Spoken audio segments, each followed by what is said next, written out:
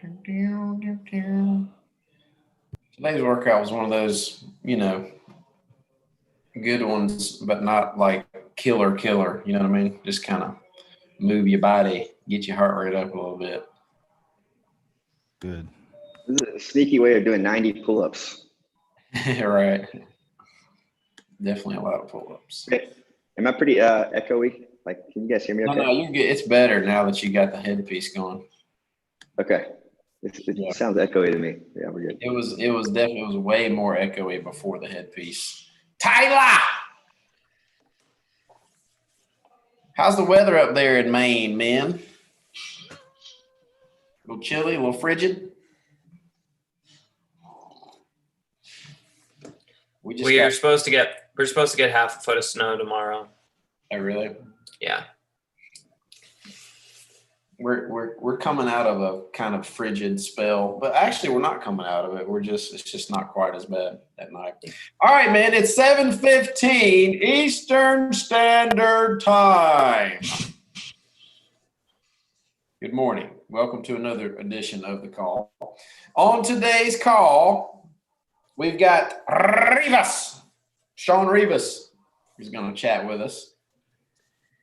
Former walk-on at UGA. I think we were there at the same time. Or were you? Maybe. I was, on the football team, it was only 2003. So January to December 2003. Yeah, it was. I was 04. So I walked on during mat drills. And then. Yeah, you were right after. Went through spring. Anyway, Sean was a walk-on at Georgia, so we share that in common. I met Sean just like I met Tyler Jeffcoat originally in our B&I group that we were members of for a while. Fellow entrepreneur, he's in the supplemental insurance space. So I'm excited for what he's got for us today. He's going to be talking with us today about intentionality, and we're going to do a little exercise, a short exercise, 5-minute or so exercise that Sean's going to lead us through. We're going to do that. So Sean's going to deliver a message, and then we're going to Q&A him shortly, maybe only 10 or 15 minutes or so, because we want to reserve a little bit of time for him. So at 7:45, he's going to launch into taking us through this little exercise here. And then if we have a few minutes after the exercise, a few of us may share how the exercise went. Anyway, if you're tuning in for the first time and you're interested in becoming an official member of this group of men who are committed to the pursuit of excellence, if that's you, stay tuned after the call, and Benger will give you guys some details on how to join. So, all right, guys, we're going to jump right in. We're not going to delay. So, Sean, we're glad to have you, brother, and I'm excited for what you got for us today, my man. Yeah, Clint, appreciate you guys having me. And when Clint was telling me he was going to be on this call, I was, humbled. And this is a sharp group, and I know I don't know if I'm going to share anything earth-shattering to you guys that you don't already know, but I do have a unique perspective. And so what I thought I'd do is want to share my story a little bit, my short story, and then we'll dig into our topic of intentionality. And my story and intentionality are a little bit connected. And then like Clint said, I'm going to give you we're going to do an exercise while we're together here today. And then I'll give you some homework, something that you can work on as you prepare and plan and are intentional about 2021. So my short story. So I grew up in Duluth, Georgia, went to Duluth High School. When I graduated, I went to a small school up in Tennessee called University of the South, also known as Swanee. So the main reason I went to school there was to play football. It was Division III football. I wasn't recruited by any big schools for the obvious reasons. For those of you that have seen me in person, I'm not very big, I'm not very fast, I'm not impressing anybody in the weight room. But in fact, the only letter that I got for Division I was from Vanderbilt, and it was for basketball. And I don't even play basketball, so it was clearly a mistake. And so I played D3 football for 2 years up at the University of the South in Swanee, Tennessee. And then decided to transfer to UGA, quit football, I was done with football. I'm like, I just want to be a regular college student. And so I, moved to Athens and in the fall of 2001, and goofed off and partied and did like the normal Athens, college scene, and got that out of my system. Really did that for about 2 years. And I remember the fall of 2002, it was probably a Sunday. I was probably a little, hungover, not feeling good. And I just, I felt like God was like literally like thumping me on the ear, like, hey, this is not your path.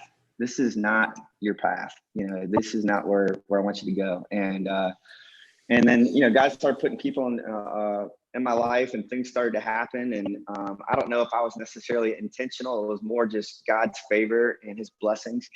But a couple big things happened, and really it all culminated in January of 2003. So in January of 2003, 3 big things happened that changed the trajectory of my life forever and for the better, in my opinion. So the first thing that happened is I started dating a girl named Christy, and she was the head waitress at Bennigan's. So if you guys in the Athens area, it's now Jason's Deli, but it used to be Bennigan's back in the day. My wife was the head server. I got a job there waiting tables, and she was my trainer. And the joke is she's still training me. So we've been married for 13 years. We've got 3 kids, live down here in Oconee County, and she is she helps soften my edges, and really I just love like how empathetic my wife is, and really grateful for our marriage and the life we have. So that was the first thing that happened. The second thing that happened is I decided to walk on to the football team at UGA. I had a buddy of mine, my roommate, Zach Fields, had walked on the year before, and he was just like a tackling dummy. He was on the scout team. I think he dressed out for a game or 2, never really got in the field. But I was like, you know what? Let me just give it a shot. I'm just going to try out. And I remember sitting in the stands one day. This was fall of 2002. I was in the stands. It was like kickoff, 92,000 people. It was a night game. I can't remember who we were playing, but I just remember thinking like, oh man, I would give anything just to cover a kickoff, just to cover one kickoff. And so in January 2003, I had 1 more year of eligibility left. If you're doing the math, 2 years at Swanee, 2 years of goofing off partying. All right, I'm on my 5th, rolling into my 5th year, my last year of eligibility. I'm like, let me give it a shot. So I walked on the football team at UGA. I remember walking in the butts mirror. I put on like 3 shirts that day just to try to look a little bit bigger, and started working out with the team and doing the workouts. And we had a rash of injuries in the secondary. I got a chance to play, get noticed a little bit, and end up making the team. And I started on special teams. So I was started on the kickoff coverage team, was on the punt return team, got to play that year, and really got to be influenced by Coach Mark Rick. He had on Thursdays, we would do, kind of like character 101. And he took all the seniors, and we read a John Maxwell book together, the 21 Irrefutable Laws of Leadership, or Indisputable, I can't remember, it was one of those. And Coach Rick just kind of, we would go through the different laws every week, and he would share his story and his testimony. And that had a huge impact on my life and my faith. I remember just thinking about, I didn't really grow up around church or Christianity, and, didn't have that growth. And I had like this kind of view of Christian men as sort of maybe passive and weak. And Coach Rick definitely changed my mindset there. And, it got to, for those of you that don't know Chappie Hines, Chappie was our chaplain. And so both those guys had a huge influence on my life and my faith. And so really grateful for that experience. The third thing that happened in January of 2003 was I met a guy named Brian Ross and a guy named Brian Harbin. And they invited me to an information session to learn about a summer internship. And the summer internship was with the Southwestern Company, and it was an internship to sell books door to door for 80 hours a week for the summers in college in different parts of America. And so I was like, sounds great, let's do it. But I wasn't attracted to the idea of selling books door to door, but I was attracted to those guys as men and the mentoring culture and just the opportunity for personal and professional growth. And so, so I sold books door to door for 80 hours a week my last couple of summers in college. And then when I graduated, I hired on as a lower level sales manager. I would, recruited teams and interns from the University of Georgia, Auburn, University of Florida, and I managed the team over the summer. And, my formal education is from the Terry College of Business at the University of Georgia, but my real education was the School of Hard Knocks, going door to door, selling books, and all the mosquitoes, bad weather, tornadoes, all that crazy stuff in various parts of America. So you did that for a couple of years, and so those three big things really, shaped, really started, bringing me on a different path. I think the path that God meant for me, and eventually decided, wanted to leave. Southwestern there wasn't a pace that I could see myself sustaining into the next phase of life, and so started looking at different opportunities. And I love the culture of Southwestern. They had this culture of mentorship, and it was all about, hey, if you build people, those people will build a great company. And so a bunch of people that I worked with Southwestern actually went over to work with Family Heritage, which is a division of Globe Life, which is who I work for now. And so I was really attracted to that mentoring culture, the chance to be my own boss and run my own business and have that autonomy and all that. And so so a little bit about what I do now. So I've been with work with Family Heritage, we're a division of Globe Life. We do supplemental health insurance. We do plans that, God forbid, if you go through cancer, you have a really serious accident, we're going to pay money directly to you to help you with your time off of work, your bills at home, your travel expenses. And then what makes us unique is if you pay into it, you stay healthy, you don't use it, we actually refund all your premiums back to you after a period of time. And so I've done sales for a couple of years, and I moved into a leadership position. And really my role now is, at the end of the day, I still sell insurance. That's definitely part of what I do. But really my main role is to recruit, train, and develop leaders. And so I've got really the growth of our agency is dependent on that, and dependent on my ability to recruit, train, and develop leaders. And so that's what we do. So we have a lot of conversations about personal and professional growth. It's one of our core values. And one of the things we talk a lot about is intentionality, your intent. And so that's what I wanted to share with you guys. I want to share with you just a couple of exercises in a couple of ways that I feel like intentionality has been helpful for me. And hopefully you guys can take some of these things to roll with you. So let's talk about the power of intentionality. So I looked up the definition of intentionality. And so here are some, I'm gonna give you the synonyms and I'm gonna give you the antonyms. And as you think about your life and you think about what you want your life to look like and what you want things to look like, I want you to think about, do you want your life to be the synonyms or the antonyms? Okay, so here are the synonyms of intentionality, or being intentional: conscious, deliberate, intended, knowing, willful, witting, purposeful. So those are the synonyms, right? I think we can agree that's what we want our life to look like, right? The antonyms are things we don't want our life to look like: inadvertent, unwitting, accidental, chance, haphazard, incidental, random, purposeless, right? So we want to be intentional, because if we don't decide, if we aren't intentional, then someone or something else will decide. Romans 12:2 says, do not conform to the pattern of this world, but be transformed. Do not conform to the pattern of this world, but be transformed by the renewing of your mind. And then you'll be able to test and prove what God's will is, his good, perfect, and pleasing will. I think I was pretty close there.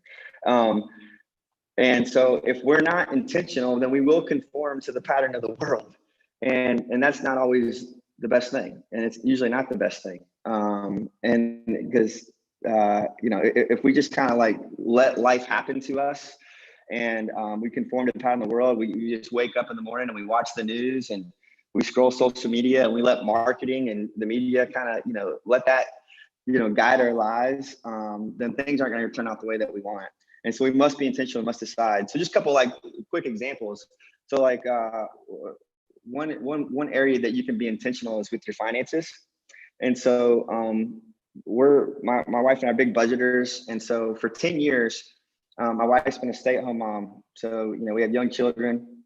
She's a stay-at-home mom. So really our budget's just been based on my income. And so we're big budgeters. We kind of map out every year. We kind of look at where all our money went the previous year. Then we kind of map out where we want it to go the next year. And, you know, we do it in percentages in terms of like, hey, where do we want to give, how much we want to save, what do we want to work towards, all those things. And then recently my wife got started working again. And she got a little part-time job. And so we had some extra money coming in, and we haven't done a budget. We haven't been intentional, and it's been crazy. Like we have all this extra money from like her working, and we have no clue where the money's gone. Like I couldn't tell you where it's gone, like, because we haven't done a budget. We haven't been intentional about it. It's just like it's been there and then poof, it's gone. And so I'm like, we need to have our budget meeting quick. So we're more intentional about this money. But yeah, if you don't decide, somebody else will, you know, some marketing or some ad or something else, or somebody else is going to decide where your money goes if you don't decide where it goes.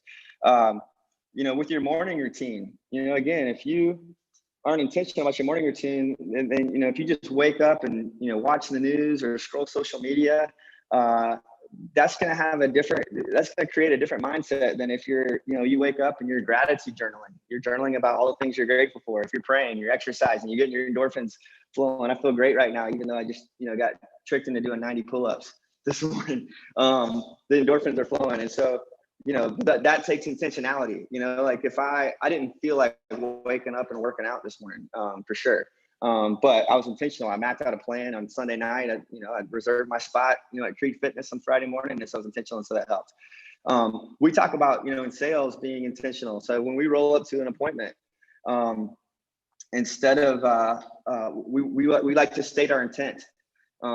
So like one of the things that I teach my reps is like, hey, when you roll to the appointment, you want to state how you want it to go. All right, this is how this is going to go. We're going to roll in here. This business owner is going to love us. They're going to roll themselves into policy. They're going to have us come in and talk to all their employees, and they're going to give us 20 referrals. And so we want to state that intent because, you know, we face rejection. So we've had, you know, if you had 20 people tell you no in 20 ways that didn't go that way, that's what you're thinking about. And we tend to find what we're looking for.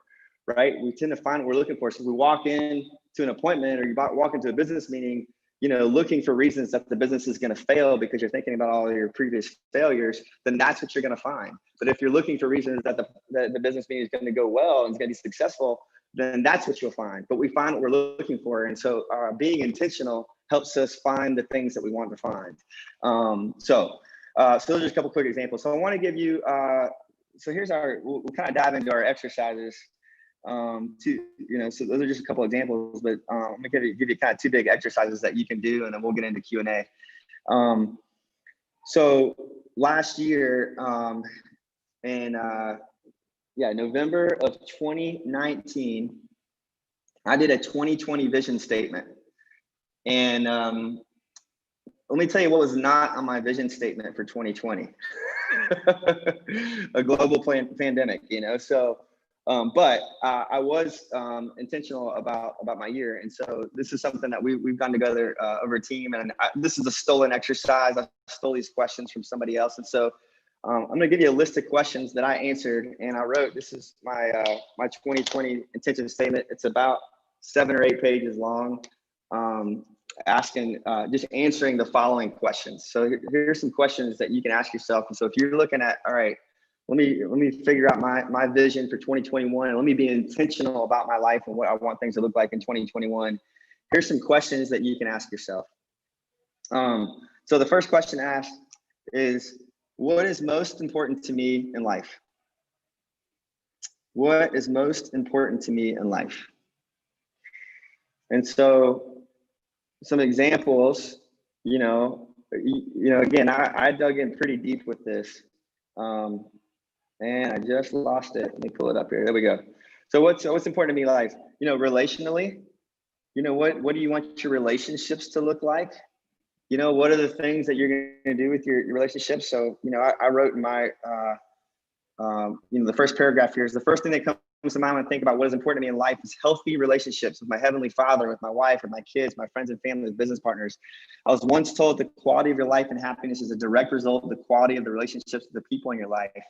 Perhaps this is why God's greatest command is to love others as He has loved us. And so I wrote down all the important relationships in my life and how I can cultivate those. So relationally, physically, I'm sure Creed Fitness is part of that.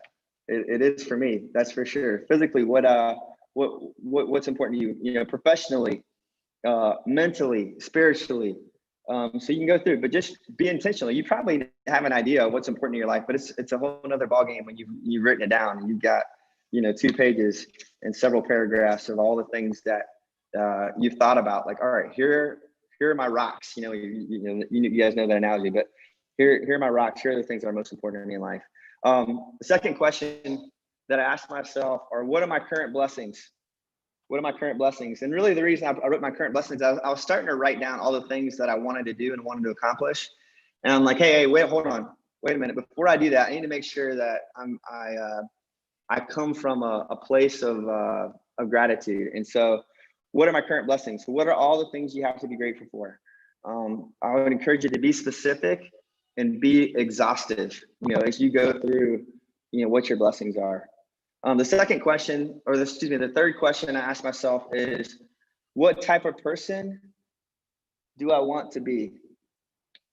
What type of person do I want to be? I saw a sermon. I go to Athens Church, and you know, as part of North Point Ministries, which is Andy Stanley, and I'm a big disciple of Andy Stanley. I love following him, and he did a sermon a couple years ago. It was called a New You Resolution, a New You Resolution, not a New Year's resolution, New You, Y-O-U. And he basically, the whole sermon was about, if you want to Google it, it's a great one to watch. But the whole sermon was about, it's important that you decide who you want to be before you decide what you want to do.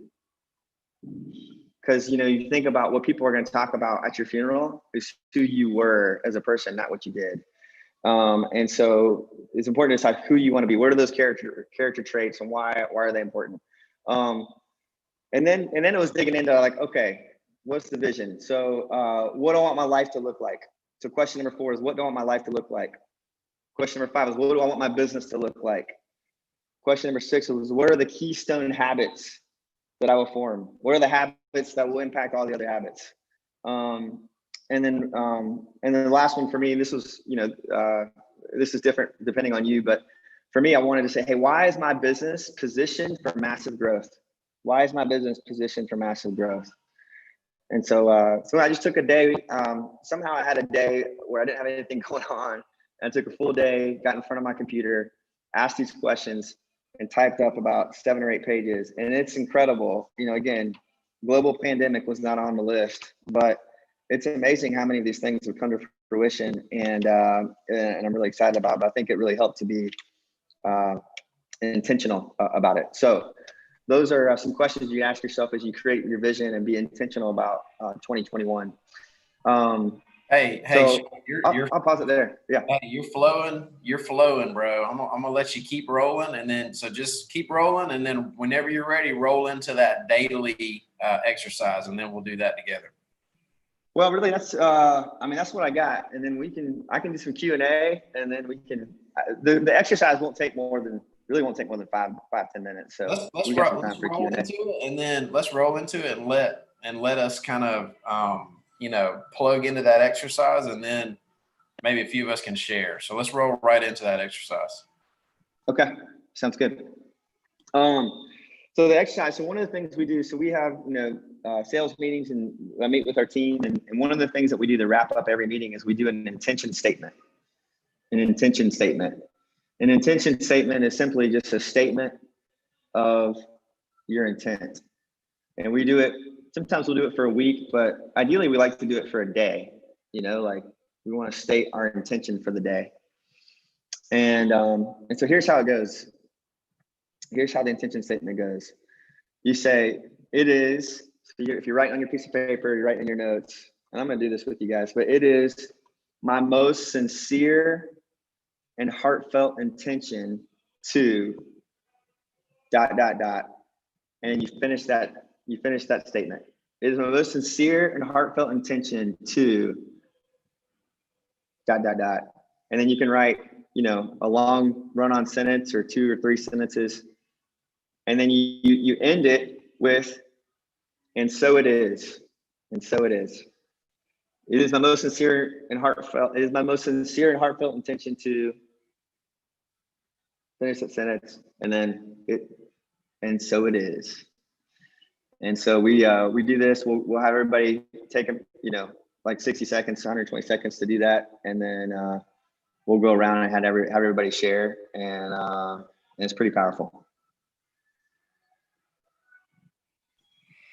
All right, let's do that. So Quentin, you want to go ahead and let's do that? that. Or? Let's take a minute or two to think on this and jot something down, and then maybe share a couple. All right, here we go. I'll start the timer right now. We'll go 2 minutes on this. 3, 2, 1, go.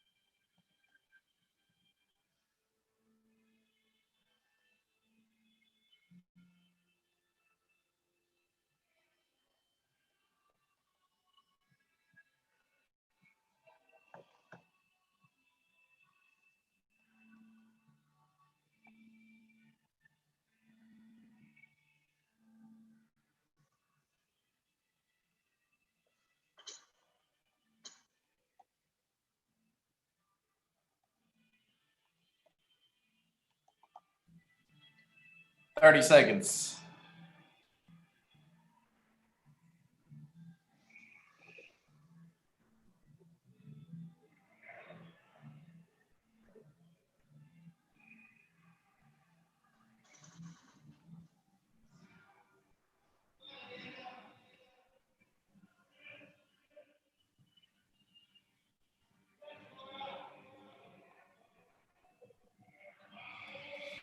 All right, I'll go first. It is my most sincere and heartfelt intention to encourage and influence every person I encounter today in a positive way. That's number one. Number two, to execute the one thing that will move the ball down the field with Creed.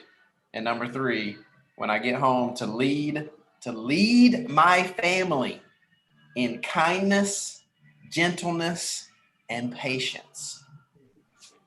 And so it is. That's what I'm going to do today, men. What'd you do, Sean? Let's hear yours, and then we're going to go Benjer after you, Sean. All right.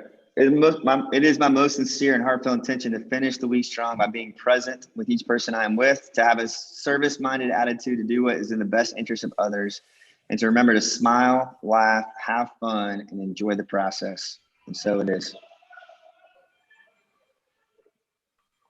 Benja. Boom. It is my most sincere and heartfelt intention to be a man of integrity, to say no to the 1,000 and yes to the few, to follow through with my commitments and be a slave to good habits. And so it is. Ooh, be a slave to good habits. This is good. That's legit right there. I didn't come up with that. Just FYI. All right, I'm just going to go on my screen just across. So Benry, you're up next. It is my most sincere and heartfelt intention today to change my negative attitude about my current work situation. It is also my intention to harvest a deer tomorrow morning and to be focused on nature and really enjoy the environment and the cold weather and being cold. I want to enjoy the 32-degree weather and feel that on my body and enjoy that. And I want to have an outstanding weekend with my wife and children and lead with patience, kindness, and gentleness as well. And so it is. And so it is, my friend. Great. Tinny, wake up over there. You like you about to fall asleep.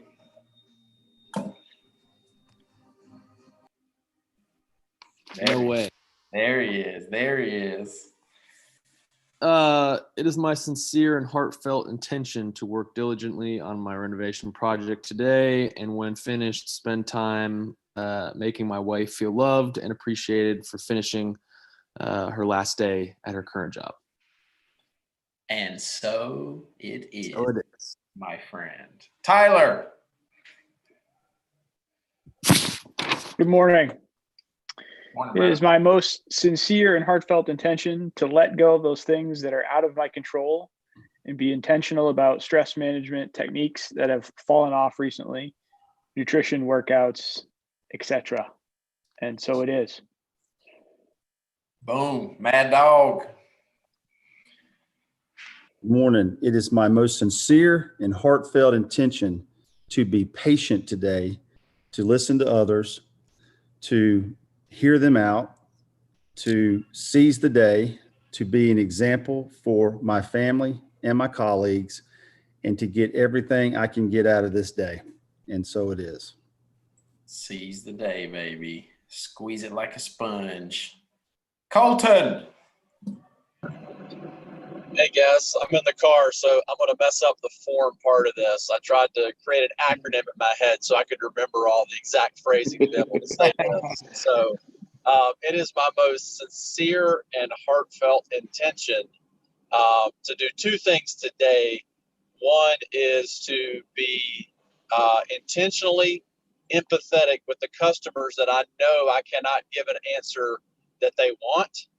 And then the second thing is to find a way to get a written version of the 2021 plan that Sean talked about and schedule one of my four kids Waffle House at 7 o'clock in the morning and with me, and then have them pick say. And so it is. And so it is. We missed that last little part, but that's okay. Hey, I'll take a picture. I took some notes here in the chat box. I don't know if you can see that on your phone or Okay. not. I'll take a picture of it and text it to the WhatsApp group. All right. Sounds good. JP. What's up, big dog? Yo, bro. Good morning. Mine's pretty simple. I'm on my anniversary trip here in Charleston, so I have one main intention for today. It is my most sincere and heartfelt intention to enjoy my wife today and stay out of the entrapment of offense. In fact, when it comes, reject it. And so it is. So, yeah, emphasis added for recent arguments and just like, nope, we're going to have a great weekend. Get out of here, Satan. Get out. Not today. Not today, baby. Not today, Satan. Not today. I love it. That's good. So I got a question for you, Sean. How, would you say that intention feels and sounds like planning? Would you agree with that, or is it like a little bit different? Is it like, what do you think about that? Yeah, that's a good question. I was thinking about that too. It certainly is part. I mean, planning I think is part of it. Yeah. I think it's a little more than it's just also planning, purpose, though. right? It would be Yeah. be planning and purpose together, if I'm not mistaken. Yeah. Sometimes planning just you look at it strictly as like from a scheduling standpoint, like how you use your time. Yeah, I feel like intentionality is gonna be a little bit more of that. yeah. But it's I think planning is certainly part of it. I mean, one of the things I was going to talk about, I kind of like, you know, I exit out was just, we do a weekly game plan every week. We time block our entire week. And so to be intentional about those things. So it's certainly part of it. Yeah, that's good, Benry. It's almost like planning with purpose is what it maybe feels like. That's good. Another thing I jotted down kind of towards the beginning of what you talked about was, yeah, it's almost like in being intentional is like making decisions. You're choosing stuff. So it's like, and I thought about that quote, if you stand for nothing, you'll fall for anything. So it's like, okay, you need to decide, you know, not only like, well, exactly what you said, not only what you're going to do, but more importantly, like who you're going to be, because that really is what drives it. That's good, man. For sure. I got a question. Sean, you're someone who is a high energy individual. You know, you're doing a lot. How do you say no? How do you put yourself in a position where you're not saying yes to 1,000 things? How do you know, stay committed to the things that are important and not to, like, I feel like an intention statement is as much we're going to do this as it is we are not going to do that. So yeah. So we so something we talk about in an organization is creative avoidance. Do you guys know what creative avoidance is? Yeah. So like, sounds like creative avoidance is like, yeah, you got these goals of like things you want to accomplish. So like Clint's got his big one thing that he's got to do today, but then you know what? He's gonna be like, you know what? I kind of need to go get a haircut. You know what? I kind of need that oil change. You know, or like, oh man, let me go fix this thing in my garage. You know what I mean? So we call that creative avoidance. And so one thing that helps is when you plan your week, and I do a weekly game plan. I probably spend more time than I should on a Sunday afternoon planning, but I plan my week out, and I ideally do it, you know, Friday or Saturday or whatever, not Sunday. Anyway, have a Sabbath. I'm not good at that. Efforting. But anyway, one of the things I try to plan is I try to plan for creative avoidance. Like I try to plan for like doing the things that I know will potentially creep into the most important things, and like, all right, set aside a time for them. Like, okay, all right, I'm gonna go get my haircut Saturday morning, whatever. And so that I can stay focused on my goals and not let those things creep in. So that's one thing, you know, you kind of have to say no to those, you know, it starts with identifying what's most important, and then you can say no to everything else.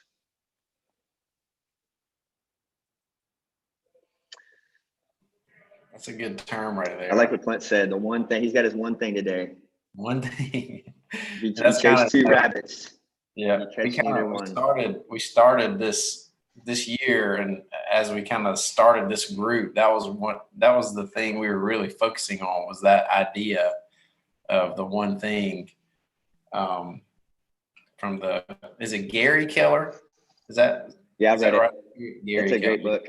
I bought I bought his planner, like the one thing planner. And so I'm excited to begin using that in 2020. I've actually already started using. I've just, you know, started in my own planner, but it's powerful, man. It's like so simple, but very powerful. The other a book that piggybacks that is called The Power of Habit by Charles Duhigg, and he talks about identifying keystone habits, which is, you know, one of the, you know, the habits that affect all the other habits. So those books go well together. And that was one of your questions there. That was question number 7, right? What are the keystone habits for you? Mm-hmm. That's good. All Sean, right, I'm going to ask one more question. Go ahead. Yeah, Sean, last question right here. Sean, what are some keystone habits that you have that like don't? Okay, every entrepreneur or business person says, you know, working out, eating right, whatever. What are some that, you know, not, you know, we haven't heard before, maybe that you do? Sure. So one of the things we do to identify this is we take a piece of paper, and then we write down like what's your goal in the middle, with something you want to see happen, and then in one corner we say what are the things you need to stop doing, What are the things you need to start doing? What are the things you need to do more of? What are the things you need to do less of? And a lot of times that helps you boil down and figure out what that one thing is and what that keystone habit is. And a lot of times it does boil down to, like when I talk to my agents about an exercise routine in the morning, or it boils down to their morning routine.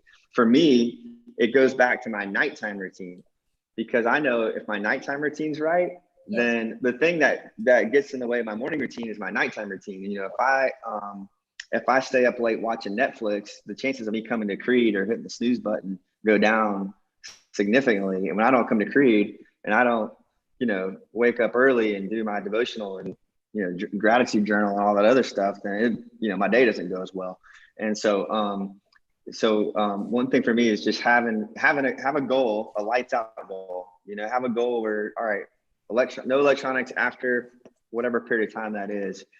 And have, tell your significant other or your roommate or whatever, and have them hold you accountable to it, and try to stick to it as much as possible. So I've found that, like, having a lights out, or at least an electronics off time, and have an alarm on my phone go off, like electronics off. All right. It kind of helps me, not binge Netflix or stay up too late looking at whatever.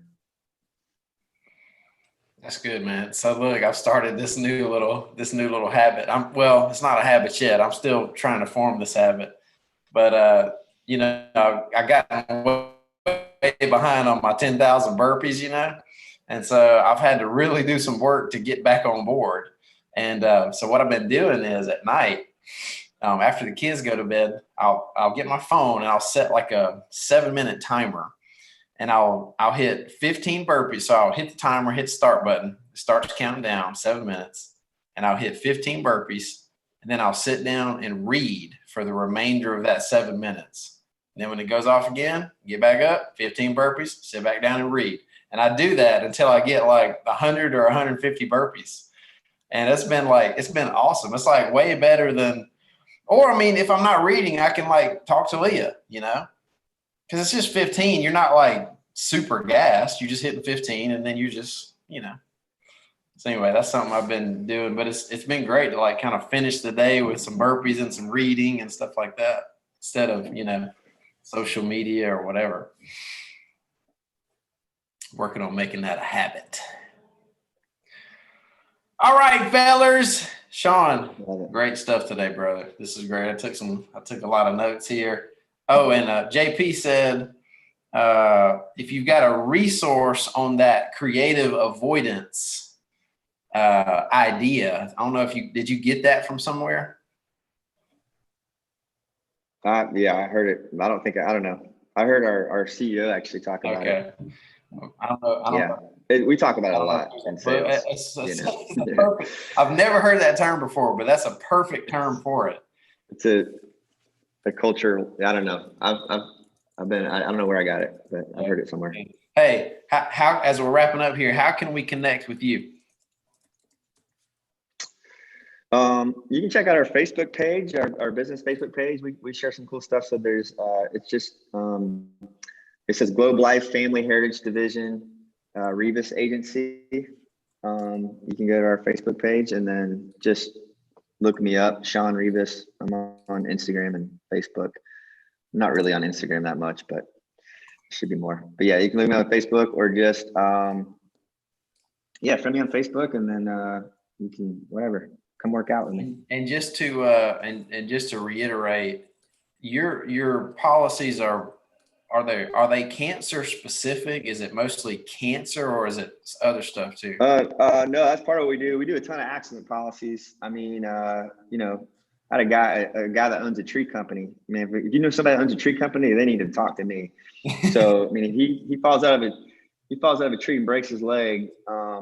He can't do his job, and he can't make an income, and so we're going to pay him cash to help him pay his bills. And so, if you're a hairstylist, you slip and break your wrist, you're in trouble. So we pay money for those kind of things too, and then, but it could be other things. It's not just cancer. We do cancer, accident, intensive care. We've had clients that have gone through COVID, pneumonia, heart attack, strokes, all that stuff. Yeah. Gotcha. Don't go Cool. through any of it, but be Say prepared what if you do. So don't go through any of that stuff, but be prepared if you do. Right. All right, fellas. Well, it is 7:59. That's all for today. Sean, again, thank you, brother, for coming on. It's time to go get after it. It's time to go get intentional with our day. And so it is, baby. And so Hey, y'all have it a great is. day. And so it is. Y'all have a great day. Have a good one, guys. If you're if you're just checking us out for the first time, stay tuned in just a minute, and Benjamin will share some details. Oh yeah.